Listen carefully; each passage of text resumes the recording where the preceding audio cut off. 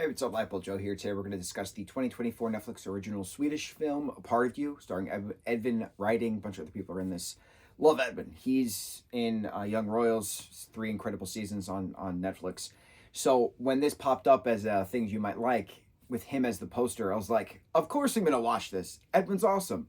So this is a drama film. I honestly did not know what to expect, didn't know the plot. Didn't know nothing. Didn't know if it was a comedy. Didn't know if it was a musical, drama, horror, nothing. All I knew was that Edvin was in it, and it was new, and I was watching it. You watch stuff for certain actors sometimes. Sometimes you watch stuff for a franchise. Sometimes you watch stuff for a plot. Sometimes you watch stuff for a genre. Sometimes I watch stuff for actors and actresses. It's how we all watch stuff. We all watch stuff differently. Not knowing anything going into this, only knowing that he was in this, he does an incredible job. It's drama, very drama. Hour 39 minutes, hour 40 minutes. Girl, Agnes, her older sister Julia, is very popular in high school. She gets plastered drunk, steals her boyfriend Edvin's car, and of course Agnes likes Edvin's character of Noel. She steals Noel's car after a party, drunk, gets hit by a truck, and then it's an hour matter of after death. What happens then? What happens with Agnes? What happens with Edvin? What happens with the mom? What happens with the friends?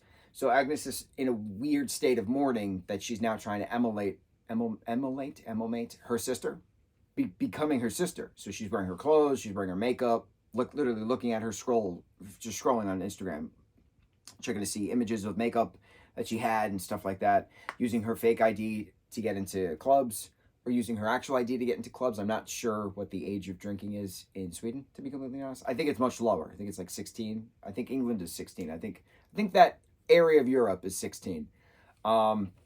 It's a very interesting film because why does the mom disappear for so long after the fact? Why does Agnes still try to become Julia even though she knows Julia is gone? Certain thin truths come out. Julia was dealing with anxiety, depression, stuff like that. And there was a lot of pain that she was dealing with. She didn't want to live like that anymore.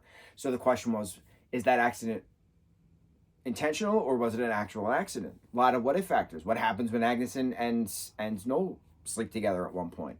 What happens with the school play at the end, right? Using that monologue as growth in 3 different scenes. I thought that was great. The audition, rehearsal, final performance, stuff like that. Very cool. Also awesome that Avicii's Wake Me Up was a nice theme throughout this as well. Julia singing in a karaoke, Agnes singing it at a karaoke, pretending she's Julia, and then playing at the end, during the curtain call of the show. There was a lot of thematic elements carried on throughout the film, and it's a slow burn film. I see a lot of reviews on this is that it was so boring, it was so slow.